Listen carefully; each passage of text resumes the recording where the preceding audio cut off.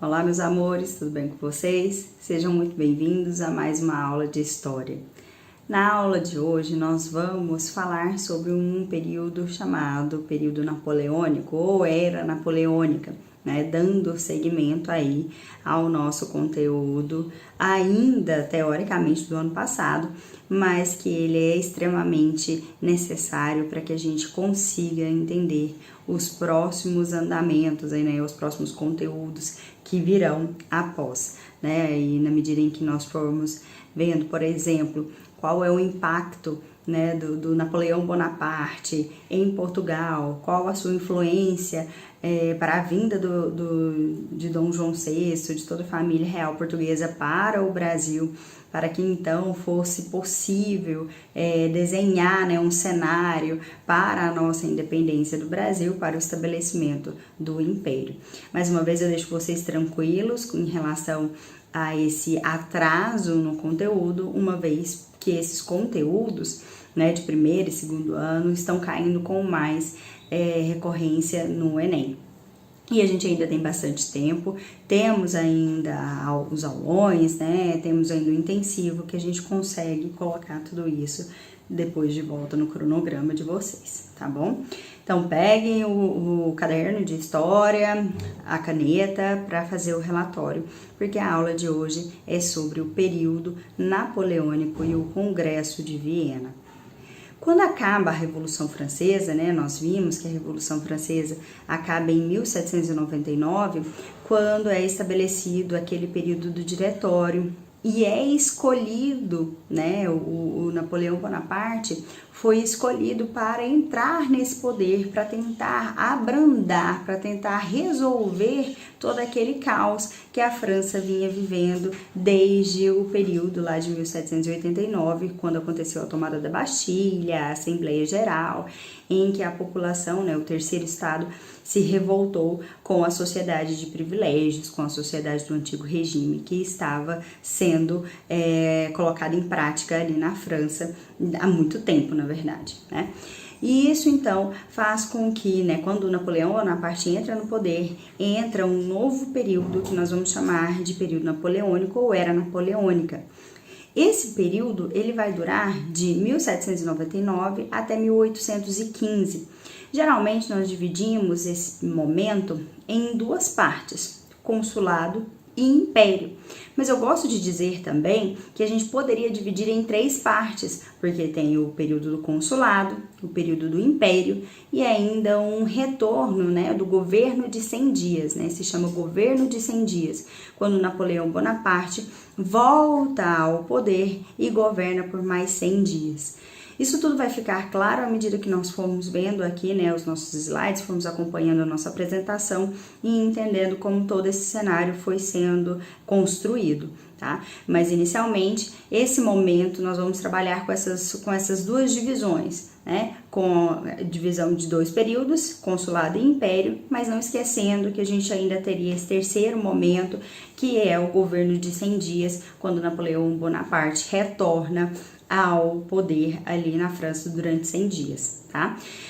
Quando a gente fala de Napoleão Bonaparte, existem várias curiosidades, inclusive eu vou deixar para vocês linkado aqui uma reportagem, né, de um site que eu encontrei pesquisando e preparando essa aula para vocês, sobre 10 curiosidades em relação à figura do Napoleão Bonaparte, né?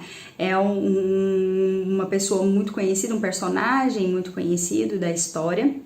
Todo mundo sabe, todo mundo já ouviu falar, já viu um retrato dele, né? Já viu uma foto dele, já viu a pintura dele e já conhece mais ou menos aqui, né, alguns mitos que giram em torno da sua imagem.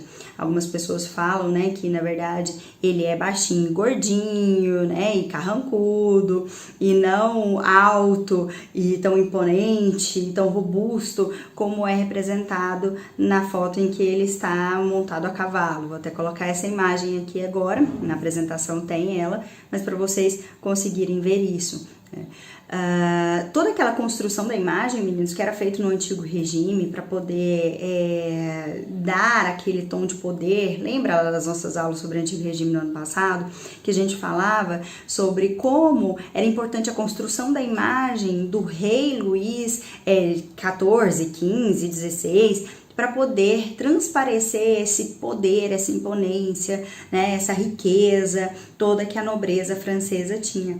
Com Napoleão Bonaparte, a questão da representação da imagem, ela segue nessa mesma linha. Obviamente, ele não é um monarca, tá? Não vamos confundir aqui o período napoleônico com uma espécie de retorno ao absolutismo, porque não é. Tá? Ele estaria muito mais para um déspota esclarecido do que para um absolutista no período do Império, principalmente. Mas eu preciso que vocês percebam, né, analisem essa imagem, por exemplo, do Napoleão Bonaparte. Essa construção dessa imagem era para que ele tivesse, né, esse poder, para que essa sociedade percebesse esse poder, essa imponência que ele tinha. Por isso ele é representado dessa forma.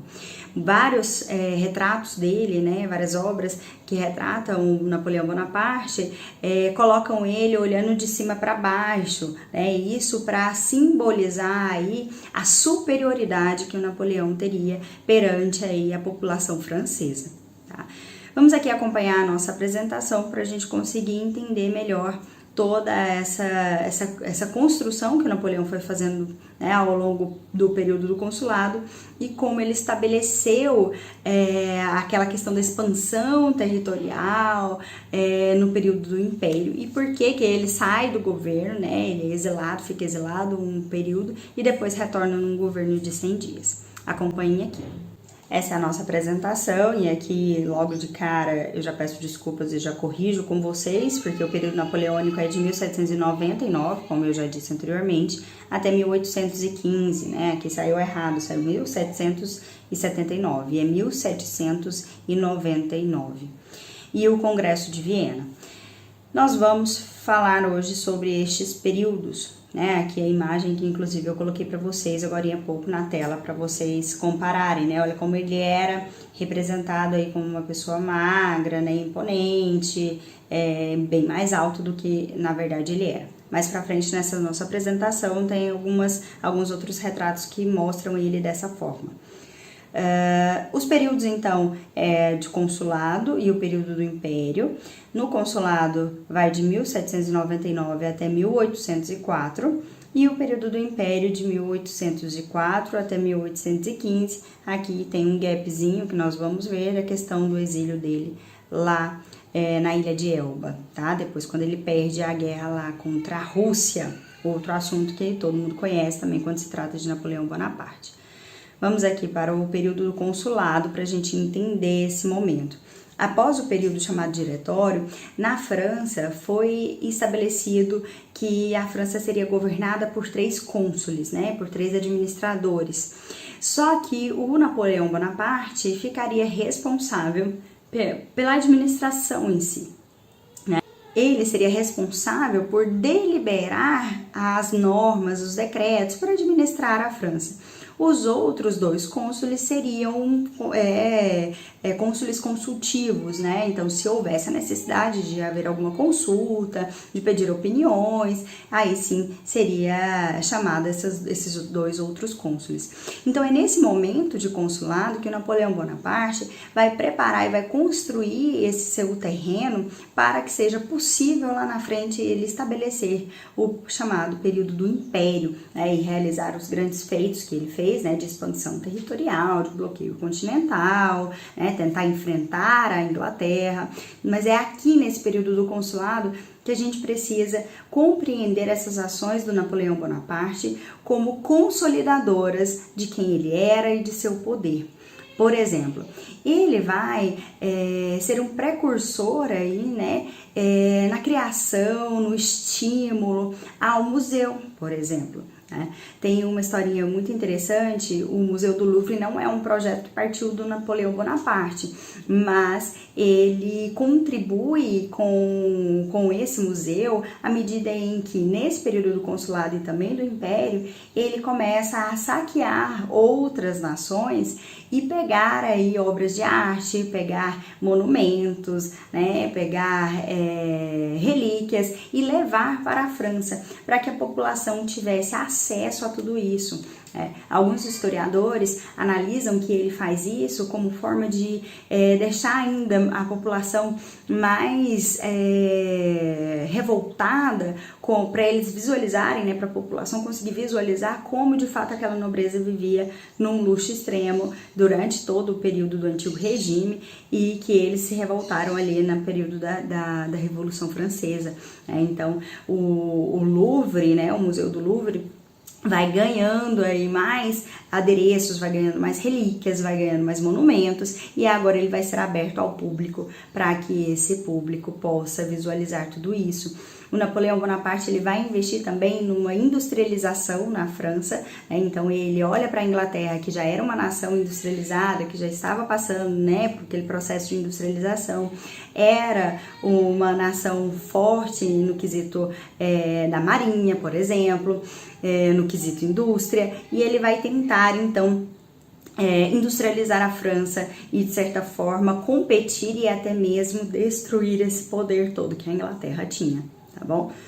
Um detalhe interessante, tem sites que oferecem aí passeios virtuais pelo Museu do Louvre, né? É um museu gigantesco que você leva semanas para poder visitar todas as obras, para você conseguir analisar tudo que tem ali, porque tem peças, por exemplo, lá do Antigo do Antigo Egito, né? Tem múmias que foram trazidas também por esse pessoal ali da equipe do Napoleão Bonaparte na sua expansão territorial. Tem aí a Mona Lisa, que é a mais conhecida, né, de todos, todo mundo sabe que a obra do Leonardo da Vinci está lá. Tem várias obras, inclusive o quadro que representa a coroação do Napoleão Bonaparte, que nós vamos ver daqui a pouco. Eu trouxe um vídeo, inclusive, do quadro para vocês, verdadeiro, né, para vocês verem o tamanho dessa obra, porque às vezes a gente não tem noção, quando a gente vê foto da arte aqui na internet, a gente tem noção do tamanho, né, que é a obra. Por exemplo, a Mona Lisa, ela é pequenininha, né, ela é mais ou menos assim, o tamanho da Mona Lisa, não dá nem para mostrar aqui para vocês, ela é mais ou menos assim. Depois eu posso mostrar uma fotinha aqui para vocês de onde ela fica. Já esse quadro do Napoleão Bonaparte ocupa quase uma parede inteira do museu, né? É muito grande, é muito imponente. Nós vamos mostrar aqui, eu mostro para vocês um videozinho para vocês terem essa noção do tamanho, tá? Voltando aqui para nossa apresentação, então, nós falamos sobre essa questão seriam 3 cônsules, né, que Napoleão Bonaparte teria esse poder deliberativo e os outros 2 teriam o poder, estaria encarregado de ser consultivo, né. A partir da Constituição de 1799, né, elaborada uma nova Constituição, consta nela a ampliação dos poderes desse primeiro cônsul, no caso do Napoleão Bonaparte, por 10 anos. A partir dessa Constituição, ele ganhava também, de certa forma, poderes ditatoriais. Ele estabelece, né, o Napoleão Bonaparte, uma ditadura militar massacrada e estabelece também o voto universal. Percebam, meninos, que todas essas questões fazem parte desse projeto do Napoleão de mostrar o seu poder, de mostrar a sua competência, de mostrar o quanto também ele está interessado em trazer essa cultura para o povo, uma vez que ele vai investir em educação, ele investe ele faz uma reforma educacional, ele investe nesses museus, como eu estava falando para vocês aqui da questão do Museu do Louvre. Ele faz tudo isso e depois lá na frente, no estabelecimento, para estabelecer-se, né, o império, ele nem cogita a possibilidade de talvez a população não gostar dele ou não votar nele. Tá? Por isso mesmo ele vai se coroar imperador ali da França, né? Mais pra frente a gente vai ver todos esses detalhes.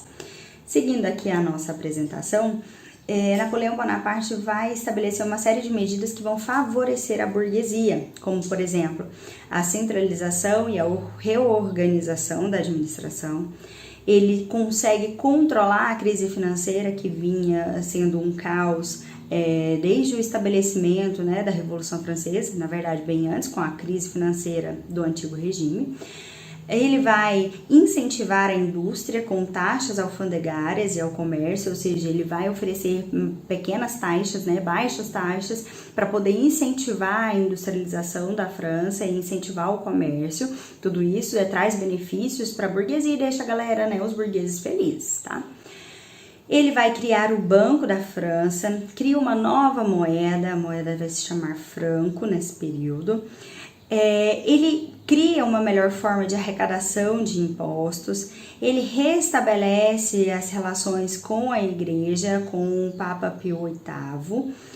O catolicismo se mantém, né, mas a nação passa a ser católica novamente, ele faz as pazes com a igreja, mas ele mantém confiscados os bens da igreja, tá? Isso é importante ressaltar. Ele não faz as pazes com a igreja e devolve para a igreja aquele poder todo que ela tinha antes da Revolução Francesa, até porque isso seria ali talvez um motivo de insatisfação da população para com o governo do próprio Napoleão Bonaparte, tá? Ele vai enfrentar diversas guerras externas, nós vamos falar sobre isso, principalmente ali no período imperial, né? Ele vai entrar em conflito com a Inglaterra, ele vai entrar em conflito com a Rússia, com a Áustria, ele vai dominar a Espanha, ele vai dominar Portugal. Quando a família real portuguesa foge para o Brasil, ele invade, né, o território de Portugal. Então, o Napoleão Bonaparte, ele, durante todo esse período do consulado, ele está construindo todo esse poder, toda essa sua influência, mostrando a que ele veio. E por último aqui, a educação dele vai ser voltada para a questão da militarização, é óbvio, porque o exército francês vai ser muito forte, né? Ele vai lutar contra essas outras nações, a Inglaterra, vai lutar contra a Rússia, acreditando no poder, na competência desse seu exército, né, do exército francês, que era de fato muito forte, mas não foi suficiente para vencer, por exemplo, o inverno na Rússia, e também não foi suficiente para vencer a Inglaterra em relação à marinha, tá? Porque a marinha da Inglaterra era muito forte, o exército francês podia ser muito forte, mas não tanto quanto a marinha inglesa. Para quem não sabe ou para quem não se lembra, a Inglaterra ela está ali, tem uma proteção natural que a gente costuma dizer, que é porque ela está cercada ali por água, né, pelo oceano. Então, a sua marinha é muito forte, né? A gente falou sobre isso lá na Revolução Industrial. Seguindo aqui, o Napoleão Bonaparte, a partir então do momento em que ele se torna o cônsul vitalício, isso vai acontecer em 1802, lembra que lá a Constituição de 1799 vai prever que ele poderia ficar o primeiro cônsul até 10 anos, mas em 1802 é elaborada uma nova Constituição em que coloca o cargo de cônsul vitalício, e aí o Napoleão Bonaparte vai se aproveitar disso e vai se autocoroar imperador, né? Daqui a pouco eu vou aumentar a imagem e mostrar a filmagem para vocês. Mas antes disso, é importante nós falarmos que o Napoleão Bonaparte ele vai criar em 1804 um importante Código Civil, que vai ser conhecido como Código Napoleônico. Nele estaria previsto o liberalismo português, e óbvio isso agradava aos burgueses, isso significava que eles poderiam comercializar com mais liberdade, né, sem muito controle do Estado, então isso era benefício para esses burgueses, que eram essencialmente comerciantes, né, ou banqueiros. Garantir a propriedade privada, e aqui um fator muito importante, esse Código Napoleônico traz igualdade jurídica. Então, todos teriam igualdade jurídica, todos teriam igualdade perante a lei, independente de estamento, dependente de classe social, né? Nesse Código Civil estaria previsto a regulamentação da relação entre patrão e empregado, já aí abordando questões, né, próximas a uma revolução industrial, como foi da Revolução Industrial inglesa. ele permanece com a escravidão nas colônias, decreta a subordinação da mulher ao homem em relação ao casamento, proíbe greves, ratifica a reforma agrária da Revolução Francesa, cria, né, e incentiva a industrialização francesa, causando aí, né, essa revolução industrial na França, e é sagrado imperador pelo Papa em Notre-Dame em 1804. Na verdade, ele se coroa, né, essa é a representação dele. Aqui seria o Papa, né, a sua esposa, e ele, existe aí essa lenda, né, a partir da representação desse quadro, que o Napoleão Bonaparte, no momento da sua coroação, ao invés, o protocolo diz que o Papa, ele coroa, né, a igreja coroa o rei. O Napoleão Bonaparte pega essa coroa e se auto-coroa, né, essa é a ideia que esse quadro aqui traz pra gente. E como eu disse, eu trouxe um vídeo aqui pra vocês. Olha o tamanho dessa obra, é a coroação de Napoleão, olha que linda. Olha tanto que ela é enorme. Muito maravilhosa. Aqui tem outras assim, nessa parte das obras francesas, elas são maiores assim, e é mais enfeitada, mais bonita assim. Aquela outra que a gente tava, onde tem a Mona Lisa, né, a parte das pinturas italianas. Olha que maravilhoso.